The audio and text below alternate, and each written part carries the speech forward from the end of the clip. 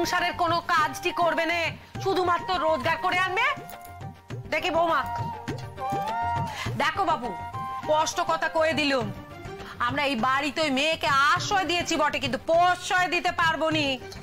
আচ্ছা মা, ওকে বলে দেব যে আমাদের খাবার পর না বাসনগুলো সব মাজ দে। কাজের কথা বললে তো ও না করবে না, ও তো ঠিক করবে।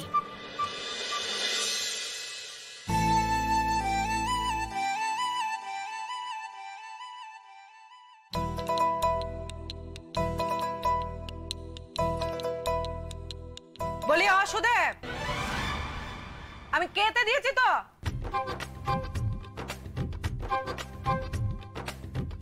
মনটা খাবারে না থাকে কোন দিকে আছে? কোথায় আবার মন? খাবার দিকেই তো মন আছে। তুমি আর একটু ভাত দাও তো, একটু ভাত দাও।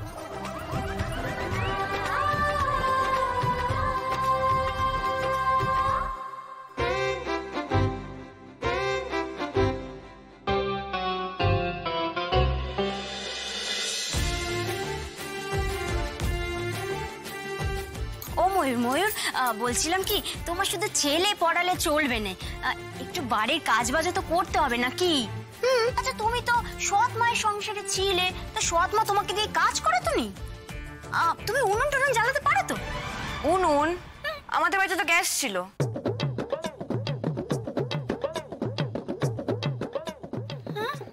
হ্যাঁ।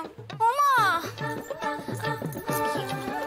তা বাচ্চা, বলি তোমাদের বাড়িতে সব গ্যাসে রান্না হতো বুঝি?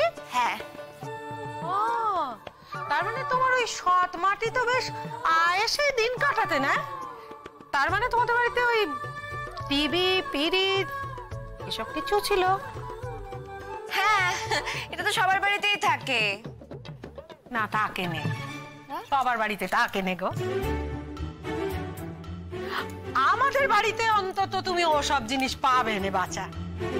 দেখো, আমাদের বাড়িতে এই দুটো হাত পুড়িয়ে আমাকে সকাল থেকে রান্না করা, কুটনো কোটা, বাটনা বাটা, সাবান কাচা, বাসন মাজা সব করতে হয়, কেউ করা নেই গো।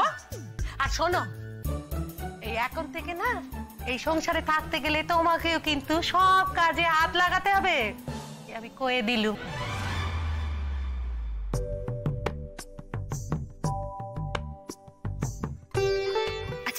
আচ্ছা ময়ূরদি, তোমার সৎ মায়ের বাড়িতে গ্যাসে রান্না করা হতো বলে তুমি কি উনুন ধরানো শিখবে না? নিশ্চয়ই শিখে নিতে পারবে। ও মামা, তুমি কিছু চিন্তা করো না, আমি উনুন ধরানো শিখিয়ে দেবো। খেয়ে একটু জিরোবো ভাবলাম। হ্যাঁ, পুলিশের ভয়তে এখন পেটের ভিতর বদ হজম হয় না, এখন আইটাই করছে। যাই বাবা, জোয়ান জোয়ান দাও তো। হ্যাঁ, এখন তো শুধু পেটের মধ্যে আইডাই করছে। এরপর যখন কোমরে দড়িটা পরিয়ে গোটা গ্রামের লোকের সামনে দিয়ে টানতে টানতে নিয়ে যাবে, তখন আরো কি কি হয় আমি দেখবো খুনি।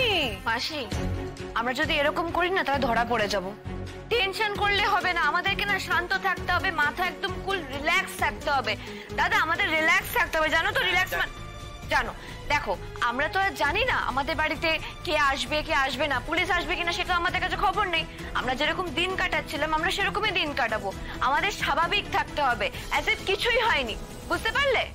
না, বুঝতে পারিনি বাচ্চা, বুঝতে পারিনি, কারণ আমরা এই বাড়ির লোকেরা কিন্তু তোমার মতো পোড়কাওয়া মিথ্যেবাদী নই, অভিনেত্রীও নই যে তুমি যাত্রাপালা লিখে আমাদের দিয়ে পাঠ করাবে আমরা ঠিক ঠিক পাঠ করব। বাপরে বাপ, একেবারে বয়ডর ছাড়া কি ভয়ানক ভয়ানক মিথ্যে কথাগুলো রোজ রোজ বলে চলেছে। বাপরে বাপ, পারি নে। হ্যাঁ সত্যি তো, মা তো ঠিকই বলছে। তুমি তো সেদিন পাড়া সবার সামনে বলে দিলে যে তুমি আমাদের নাকি আত্মীয়, কই বলনি? তবে বোঝো। ও আচ্ছা মাসি, একটা মানুষকে যে এতগুলো মিথ্যে কথা বলতে হচ্ছে তা কেন গো? তোমরা কি বুঝতে পারো না, নাকি বুঝতে চাও না? আমি একটা সাধারণ মেয়ে, একটা সুস্থ জীবনযাপন করতে চাই, তার জন্য আমি লড়াই করছি। তুমি আমাকে একটু আশ্রয় দেবে না গো? একটা অসহায় মানুষকে বাঁচাবে না, তাকে সাহায্য করবে না, এরমটা করবে গো মাসি আমার সাথে? বলো।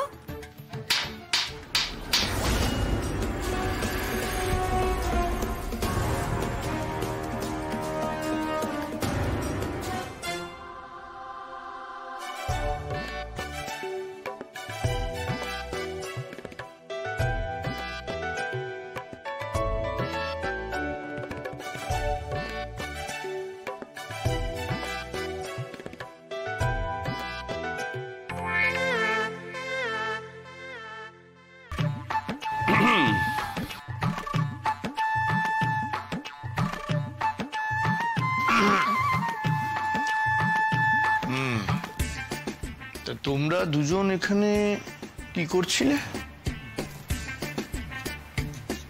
বৌদির মেয়ে পড়ানো দেখছিলে?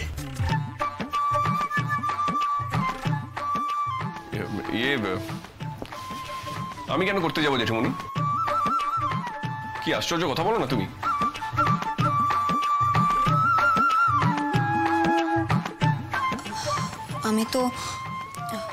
আমি ঠাম্মির ওষুধ দিয়ে আসি। ও জেঠুমনি, আমিও ওদিকে যাচ্ছি, কিছু কাজ আছে, ঘরে যাচ্ছি আমি, কাজ আছে আমার।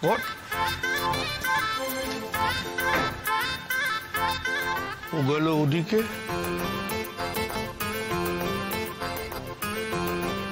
আর এ গেল এদিকে। যা বাবা, এটা দুজনেই পালালো, কি ব্যাপার?